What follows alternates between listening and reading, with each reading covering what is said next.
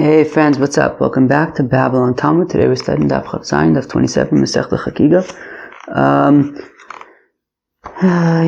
Today's Daf we basically finish Masechta Hagiga and all of Moed.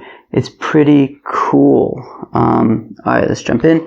We're on Daf Chav Zayin. So Kol Kelim Shev Mikdash Yishleim Shniyim Mechulei. So the Mishnah had said that all of the vessels in the temple, there are backups as well, and we said that all of the vessels are able to become tameh except for the Mizbach Azav and Mizbach Nechoshech, the gold altar and the copper altar, because they are like the ground. That's Rebellious Opinion.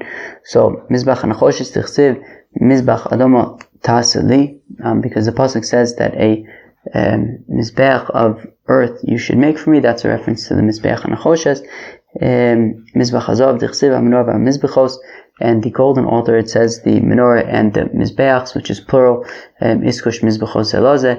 We compare the mizbeachs one to the other, and therefore just like the copper mizbeach is considered Mizbach Adama of ground, so also the golden mizbeach is going to be compared to the ground, and therefore they're not makabel tumah because the ground is not makabel tumah.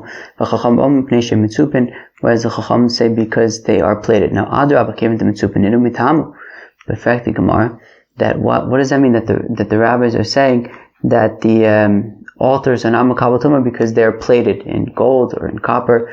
So but shouldn't the opposite be true? That because they're plated in gold, that would be a reason to say that they should be mikabel tumah.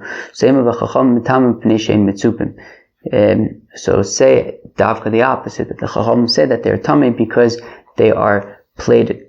Okay, fine. So Rabbi Eliezer says that they're not makabel tumah because they are considered like the ground, whereas the chacham argue and say that they are makabel tumah because they are plated.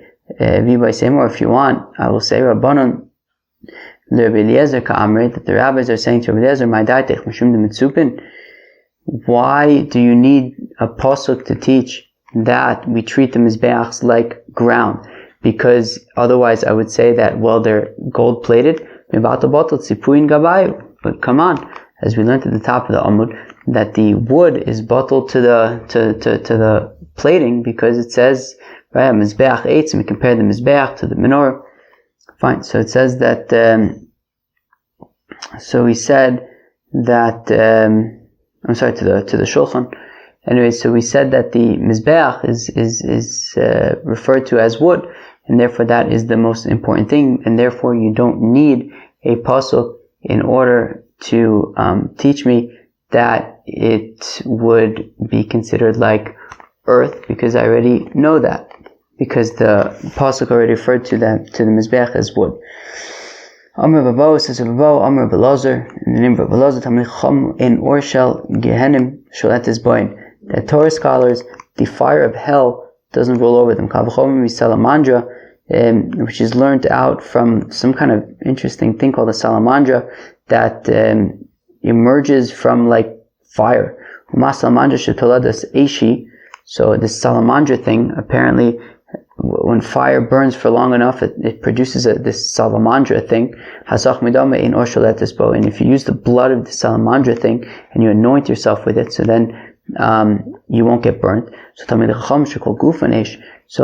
Chacham, that their entire being is fire. The pasuk says that my words are like fire, says God. So then certainly, the fire of hell should not have any effect, right? Meaning, if you have this salamandra thing that's just in fire for like a week and it emerges and it protects you from fire, so then certainly the Talmidei Chacham, with their entire being, is Torah oriented, so then the fires of hell will not have any effect. Amr Shlakish says, in order to show Gehenim Shaletes Beposhe Israel, that the fires of hell do not have any effect on sinners of Israel. It's logical from comparing it to the golden altar, that the golden altar only has like the thickness of a dinar of gold, i.e. not that much gold plating it, Kamashonim in Orshalet is bow, and even so, as the years go by, still the fires of the altar don't have any effect on it. So, Poshe Isoshim Le Mitzvos Karimon, the sinners of Israel who are filled with mitzvahs like a pomegranate is filled with seeds, that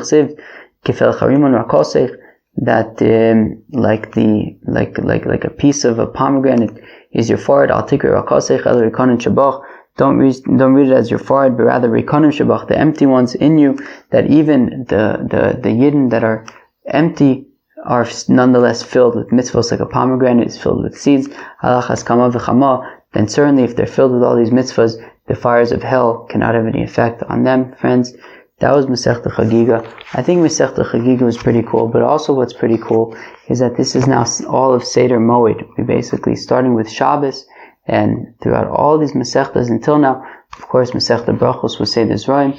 Starting with Shabbos and onwards, we've been studying Seder Moed. And with this, we conclude Seder Moed, which is a pretty big deal. Tomorrow we start Yevamis, which is from Seder Nashim. And friends, you better bring your A game. Peace.